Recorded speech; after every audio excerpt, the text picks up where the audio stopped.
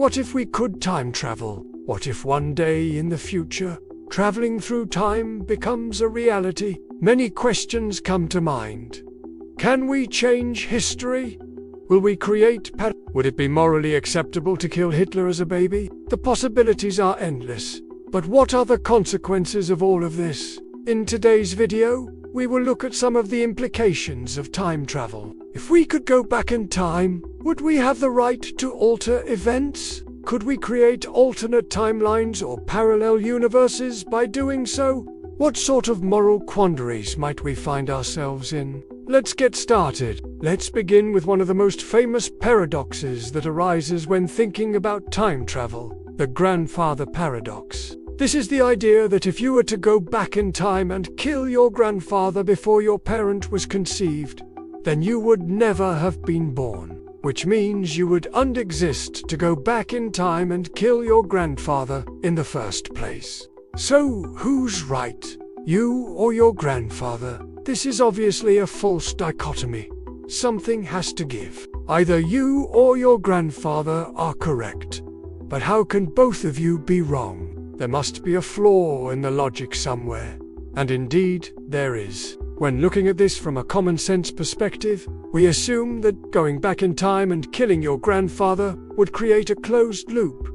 It would create an inconsistency. However, upon further inspection, we find that this isn't actually true. For example, if you went back in time and killed your grandfather, then presumably your parents would still be conceived, because your parent could still have been conceived by someone else. Your existence is not dependent upon the fact that your grandfather didn't die young. Therefore, you could still exist even if you killed your grandfather. In other words, your existence is consistent with your grandfather being dead. So the grandfather paradox only appears to be a paradox. It doesn't actually present any logical problems. However, things become more difficult when we consider what would happen if we tried to change history. If we go back in time and kill, say, Adolf Hitler, would this be permissible? How could we justify such an action? Killing Hitler would,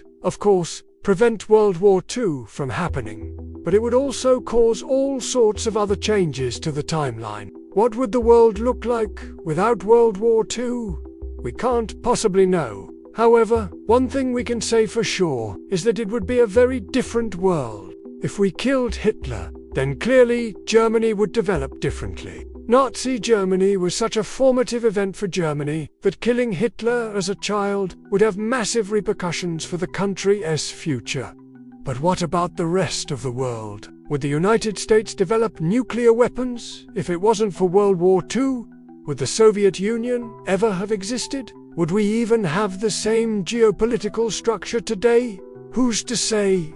World War II was such a formative event in our recent history that changing its outcome would probably change the outcome of many other events that followed. And we're not just talking about geopolitics. Consider how medical science developed during the war. Many advances were made during this period, and in many cases these developments were directly related to the war effort. Penicillin, for example, was first used clinically in 1942. It had been discovered in 1928 by Alexander Fleming, but it wasn't until the war that mass production began. The development of antibiotics saved countless lives during the war, and has since helped us deal with bacterial infections. But would we have developed penicillin if it wasn't for the war? It seems unlikely. This means that even if we went back in time and killed Hitler, we would not only be changing the past, but also the future. We would be creating an entirely new timeline. So why should we do this? Even if we assume that killing Hitler would prevent all of the horrors of World War II, would that justify it? Does the end justify the means? Is it permissible to kill someone simply because they will cause great suffering later in life? Perhaps. But what if we did something similar with someone else? In 1974, biochemist Stanley Prusiner discovered the origin of scrapie, a fatal disease affecting sheep. He found that it was caused by misfolded proteins. Normally, proteins fold into specific shapes, but sometimes they can misfold. When this happens, they can cause normally folded proteins to misfold, creating a chain reaction. This process is now known to be responsible for several human diseases, including Creutzfeldt-Jakob disease. Prusner's discovery earned him the 1997 Nobel Prize in Physiology or Medicine, but it almost didn't happen. When Prusner first made his discovery, he was working in a lab with two colleagues. One of them soon left the project, but the other stayed on. As the years passed, Prusner became increasingly convinced that the disease was caused by a protein. His colleague, however, disagreed. This colleague would eventually go on to win her own Nobel Prize in 2009. But at the time she was just a graduate student. And if Prusner had killed her as a child, then maybe his discovery would never have happened. Now, of course, we don't want to make light of the fact that hundreds of millions of people died during World War II. And we are unsuggesting that anyone should try to go back in time and kill Hitler or anyone else. But we are trying to highlight the fact that even small changes to the past can have huge effects on the future. By killing Hitler, we would not only be changing the past, but also creating a new future. But if we went back in time and did something else, say alerted the authorities to Hitler's plans, would that have the same effect? After all, we would still be preventing World War II, but we wouldn't be killing anyone. It seems unlikely that alerting the authorities to Hitler's plans would have the same effect as killing him. But again, we can't possibly know. History is always contingent.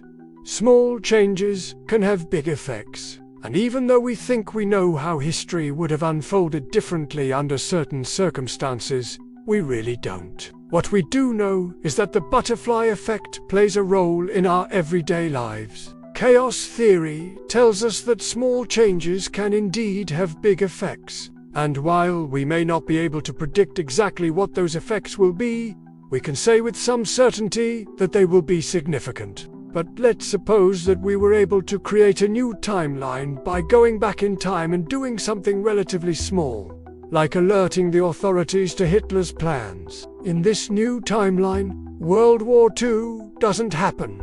Would that justify our actions? Yes, in a way it would. We would have prevented a lot of suffering.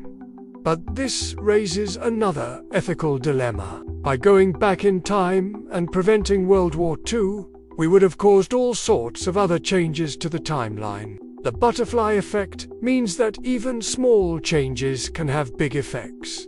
But where do we draw the line? At what point does changing the past become morally unacceptable? We can't really say. Each case would have to be judged on its merits. For example, would it be permissible to go back in time and save the life of someone who is yet to be born? What about saving the life of someone who is currently alive but will die in the future? Where do we draw the line? If time travel is ever possible, it will raise all sorts of ethical dilemmas for us.